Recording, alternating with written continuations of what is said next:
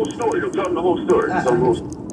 Anybody else? Call it dirty laundry. I didn't know your card in your card. Yeah.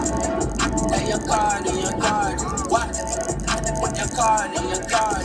Yo, I did up in that loop. I did up in that loop. Yeah. All of my people, they read. And they say rockin' the read.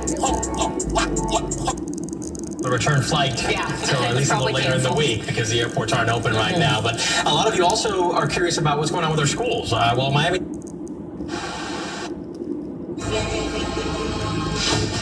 Where do you go? We need to shit. We need to break. I mean, Unite with $2 coupon savings in the CVS app, plus buy two, get $3 in extra. Sending my mind.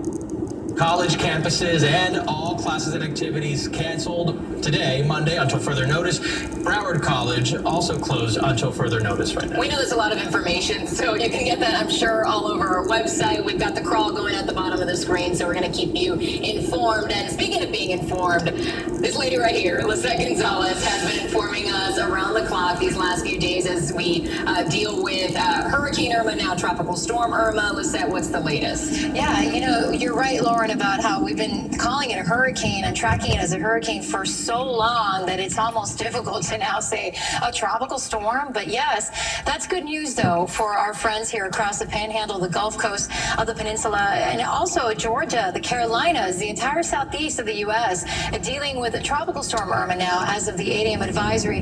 Max sustained winds decrease at 70 miles per hour, located 30 miles north-northeast of Cedar Key, Florida. And Irma's moving north-northwest at 18 miles per hour, forecast to continue here along the Panhandle near Tallahassee, and then into Georgia, Alabama, Tennessee. It'll finally weaken to a depression as we head into Wednesday, somewhere along Tennessee or Mississippi, but not before dumping torrential rain and, of course, leading to more of those destructive and damaging winds here across much of the northern part of the state, now into Georgia and the Carolinas, and hence tropical storm warnings are in place for all these areas, including Tampa, currently under the gun. And then we have a hurricane watch here along the northeast side of the state, and also dealing with a tropical storm warning around Lake Okeechobee as tropical storm force conditions still expected around that area. Storm surge warning along the Gulf Coast of the state and here around the Big Bend, and also dealing with storm surge warnings watches stretching from the central coast of Florida, northeast coast of Florida, up through the Georgia and Carolina coastline.